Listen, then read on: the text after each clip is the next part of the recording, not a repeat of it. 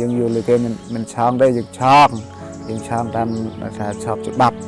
ជ័យគេឲ្យឆោងជីវិតអត់មានទេមកហេតុបញ្ហាចន្ទីយើងឈើផ្លែឆ្នាំទៅហើយនឹងលាកថ្លៃទៀតប្រែប្រួលអាកាសធាតុវាបូកផ្សំគ្នាយើងអត់មានផលបានយើងអត់មានលុយបង់គេហ្នឹងបានជ័យឯកជនថែមនឹងបានបង់គេខ្ញុំឆ្នើឈុំជាមួយខាងបុគ្គលិកគេផ្ទាល់ឈុំ